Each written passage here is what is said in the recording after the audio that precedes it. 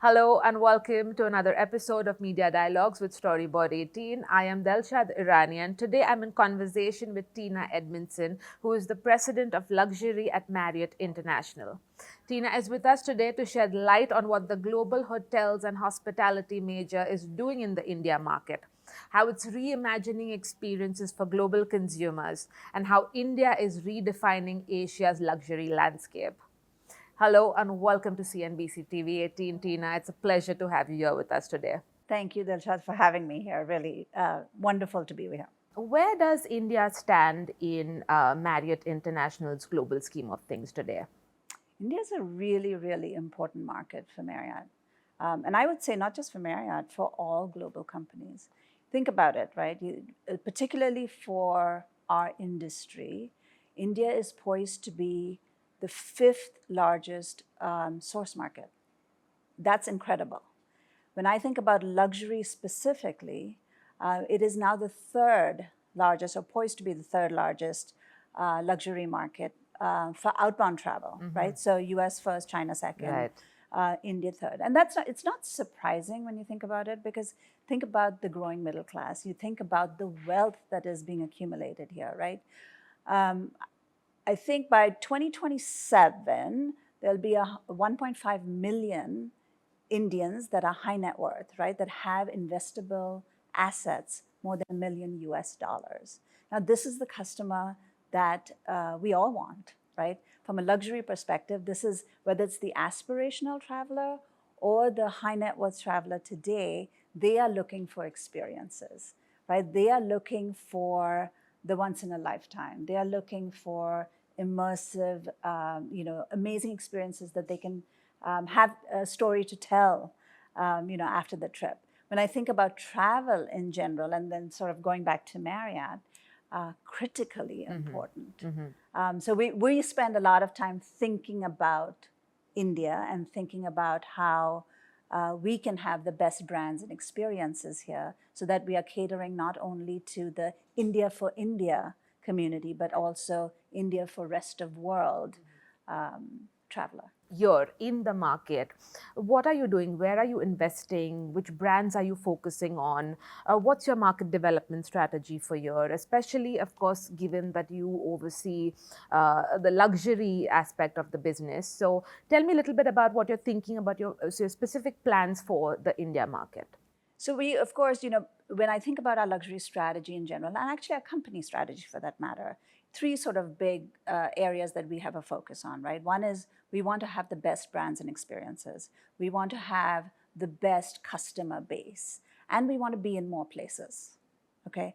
So think about the brands and experiences. Look at this amazing hotel here at Gulfshire. This JW is one of our best, one of our most favorite JWs here. JW as a brand is doing really well in India. We have a pretty good footprint. We've got a pretty good pipeline as well. And our desire is to actually grow all of our luxury brands in India. So today we have 31 luxury hotels in India. We have 153 for all of Marriott, 31 luxury. We have a pipeline of 80 hotels, again, for all of Marriott. And for luxury, we have 20. So, very, very good growth. And our brands are being accepted quite well by the Indian community, because we are careful to make sure that our positioning really fits with what the customer wants, right? So that's sort of our best brands and experiences. Then when I talk about our customer base, we talked about the high net worth customer earlier. We want to pull these customers into our ecosystem. And then we want to expose them to the rest of the brands, because quite frankly, everyone has a different brand need, I would say, depending on your trip purpose and your travel need. Absolutely. Right? You're going for a bachelorette party, or with some girlfriends, you might want to choose a W because it's a bit more active. You want a staycation because you live in Mumbai, you might go to the Ritz-Carlton Pune. So it's a different purpose, right? But the customer has choice, which is what we love about it, right? And then when I think about being in more places, we're also exploring, Dilshad, adjacencies. Right. Where should we be that we are not today? I'm here right after, actually, an inaugural media trip on the Ritz-Carlton yacht, where the Ritz-Carlton, the second yacht, is called Ilma. And we are sailing, this is the first week that it's sailing actually on a paid voyage. Last week we took some media on a media voyage, just so that we could explain what that is about. But it's an extension, the yacht is an extension of the Ritz-Carlton brand. The good news for India is that next year we will launch a third yacht, and it's called Luminara. And Luminara will have itineraries in Asia Pacific. Okay. So this market and this customer will be able to avail of that. And so that's how we think about growth, and that's how we think about really measured and considered growth that makes sense for our luxury portfolio. That sounds, I love the idea of you're looking at adjacencies. Any other adjacencies that you're looking at, Tina, that you can share with me? You know, another trend or another thing that we are seeing in the market is people are very interested in adventure travel, as an example. So we launched the JW Masai Mara a year ago. And now we've signed up 3 Ritz-Carltons in Africa as well. And we continue with JW as well. So going into that, and Luxury Collection, I should not forget. So we're going into markets like that where we haven't actually done that before, but it's because of customer demand. And when you think about it, Dilshad, it really makes sense, because think about why people choose brands. They choose brands because of trust. And a sense of familiarity. Sense of familiarity. They know what they're going to get, particularly when it's in an unfamiliar situation. And so for us, the brand is the reassurance of the experience that you're going to get when you arrive. And so brand reputation is really important. And so we are very careful about making sure that we are keeping that reputation pristine, that we are delivering as per the brand promise, right? In every one of our hotels. And matching up to that. But tell me a little bit about this partnership with Flamingo Estates. It's very interesting. Can you tell me about the genesis of how it happened? Yeah. So, you know, when we think about how we amplify the brand promise, right? We want to do it, we do it through a variety of mechanisms or tools, if you will. Partnerships and collaborations is an important one. And so when we look for partnerships or collaborations, we're looking for another brand that shares our ethos, right? And so for JW, you know, JW is a brand that was created as a tribute to J. Willard Marriott, right? And so when we program what is a JW hotel, it is really about living a lifestyle that John Willard, led. He was the founder, right? And he was really into, holistic well-being and mindfulness. And even at the time, sustainability and protecting the environment. And so Flamingo Estate, is California-based and really shares that ethos. And so putting the two, having this collaboration, putting these brands together in the same space gives our customer something new and interesting to interact with and pulls through on the brand promise, quite well. And so we're excited about it. And we've, when we think about how we actually do that in our, more than 120 hotels worldwide, we're doing it through scent. And, we did a candle that's called Expansion. We did it created it actually in collaboration with Flamingo Estate. And we have sound. And so, there's 4 sort of soundtracks. A multi-sensory experience. Exactly. And then there's the honey, and that's, it's also very natural and et cetera. So we're really sort of creating this bit of an immersive experience as we think about this partnership. You mentioned a few of the global trends that you're seeing, and of course you sort of tied it in when you spoke about the sustainability aspect. That's a very interesting thing I read, and you've spoken about it previously as well. The idea of sort of the ethical escapes. What is an ethical escape? Who are the kind of consumers, travelers that are looking for that kind of experience? And what other key trends are you seeing again, especially as we see sustainability, the rise of the conscious consumer? So how are you addressing that in the luxury market? Yeah. Ethical escapes, I know a couple of years ago when we started talking about it it felt like a new thing. And increasingly, it's not a new thing. The luxury customer, more than the regular customer, I would say, is very, very conscious of the footprint that they're leaving. They're very conscious about, creating an environment or leaving an environment no worse or better than what they found it. And so they want to be able to also contribute to that environment. And we're seeing it everywhere, right? They're looking to, it's no longer about not doing harm. It is really about actively doing good, which is a change. In the past, it was like, okay, we need to get rid of plastic so that we don't do harm. But now it's like, okay, how do you actually engage the community to actively do good? And so when we think about it, we think about it for Marriott International as a whole, right? And we have really great sustainability programs, right? There's one called Nurture Your World, and within that, there are all kinds of activities. Well, we've challenged ourselves actually to have volunteer hours, right? 15 million by 2025.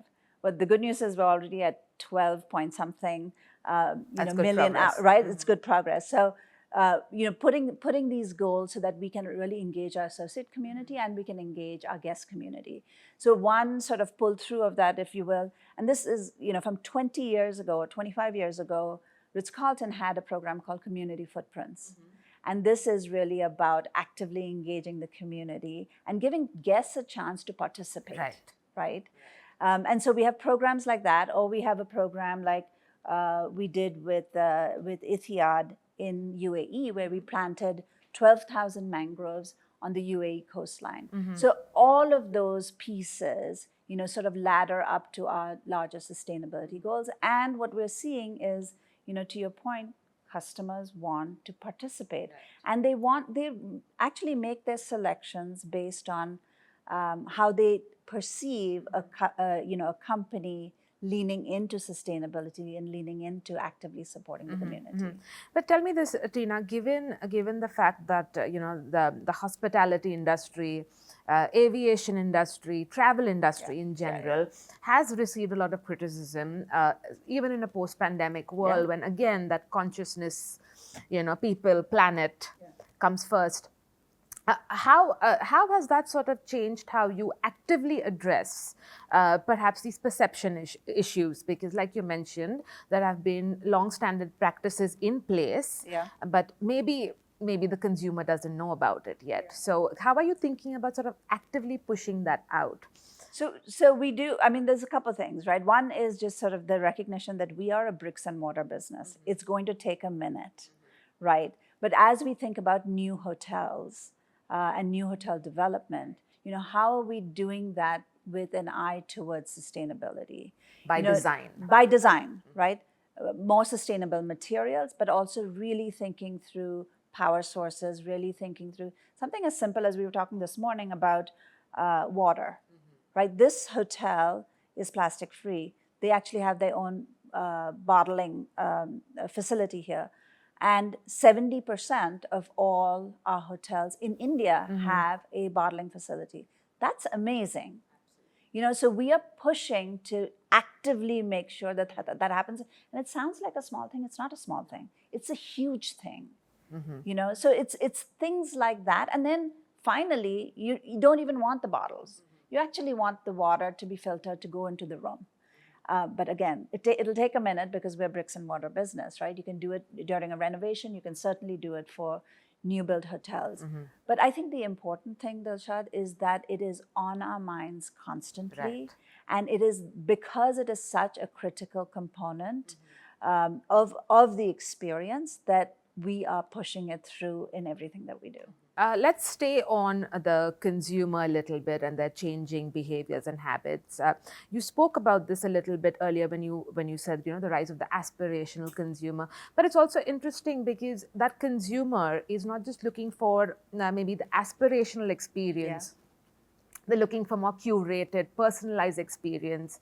So tell me a little bit more about how you're thinking about that. A few examples that you can perhaps share where it's not just about the aspiration, but it's about that really personalized, curated experience that people are really looking for now. Yeah. Because the bar is pretty high. Yeah, you're absolutely right. I mean, when you think about trends as a whole and you think about where luxury is going, and actually even beyond luxury, people are looking for not the cookie cutter, but what is it about this that appeals to me as an individual or me personally? It's not just about flaunting it anymore. Not at all. It is about actually experiencing it deeply with your loved ones, with your family, and having that moment that was so special because it was tailored specifically for you. When we started with, in luxury, I think personalization is a given a little bit, right? And we have more of an ability to do that. I think that technology has really helped, right? So you think about a customer who is part of our ecosystem. We know a bit about you, and we serve it up to our associates at the hotel, so that when you arrive or when you're staying with us, we have a little bit of an inkling about what your preferences are. Now, we have to be super careful with GDPR and privacy and all of that. Right. So we want to make sure that we can get permissions and that you are wanting to be sort of part of our ecosystem and share your preferences. So we encourage the guests to share it with us. And the interesting thing when we started this, Dilshad, is we worried about, and it is actually different in each culture, but will customers be wanting to do that? And more often than not, yes. More often than not, hey, have my information, but deliver to me an experience that is unique, for me. That value. It has to have that value. Exactly. And so, using technology has been the best way that we have found to be able to do that. And then it's a lot of training.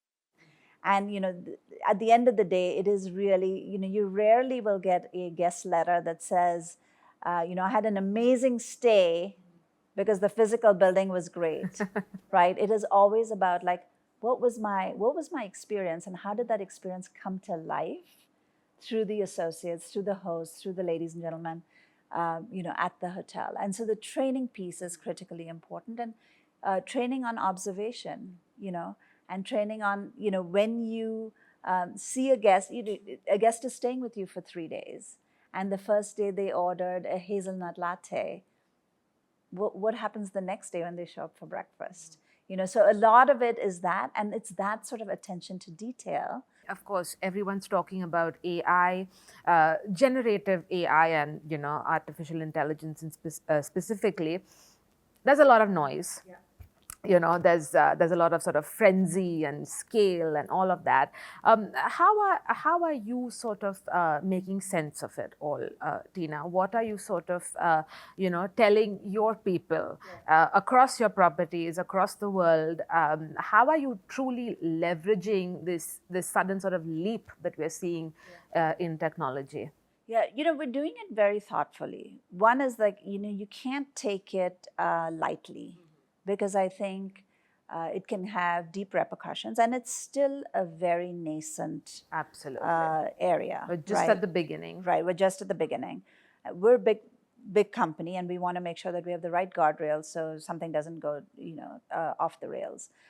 We have an innovation lab, and so we've started with some fairly sort of easy back of house efforts, right? And the way that we see it is really as an enhancement, so that you free up the associate to actually have the personal relationship. So what are the areas that we can actually do that, and where does it make sense? Where does it not make sense? Right. In some cases, from a marketing perspective, it makes sense when you think about content creation. An easy one would be, how do you remove the wait time. Whether it is at the front desk or whether it is on a call center, etc. And so the way that we are approaching it is, let's see if we can reduce the time that an associate spends on the functional requirements, so that they are engaged in the emotional things that we need to do in order to deliver that service. Given your global view on how business is evolving, what are you making of the sort of the speed of regulations? And as a business, what are some of the guardrails that you're looking at when it comes to AI? Well, we want to make sure that we don't have individuals. We have 9,000 hotels, Dilshad. So we don't want individuals at hotels to go off on their own and create systems or create processes or whatever that is unique to a particular hotel or unique to a region. We want to make sure that all of that sort of groundwork and the things that we are rolling out at scale are done centrally, so that we have the experts, right, making sure that from a privacy perspective, from a licensing perspective, etc., and even to avoid sort of hallucinations, right, that we have that lens from the expert, so that, again, it doesn't go rogue. Let's face it, the CMO is operating in a very complex world and media environment. What sort of appreciation has your background in marketing given you for the CMO's role? Well, I have empathy. And investing behind that function. Empathy. I have empathy for sure, right? Having lived it, but I would say that, on a serious note, I think the investment in marketing is critical, right? And I think that it is often the first thing to go when somebody is looking for, hey, we need to be more efficient, and so let us cut out the marketing, because you're not seeing the immediate result unless it's lower funnel marketing, right? That's the other thing that I'm always very wary of, and it does help, because I am able to change decisions or push people toward, let's make sure that we're making the right investment in marketing, and not just lower funnel, promotional, but really full funnel marketing. Now, in the luxury space particularly, the upper funnel is so important, because you have to create aspiration for your brand. You have to create desire. And you're not just going to do it by discounting and going after the sort of the last minute purchase. And the education of the organization that over time the right solution is always to do the full funnel marketing. Thank you so much for your time, Tina. It was lovely chatting with you. Pleasure was all mine. Thank you so much. Thank you.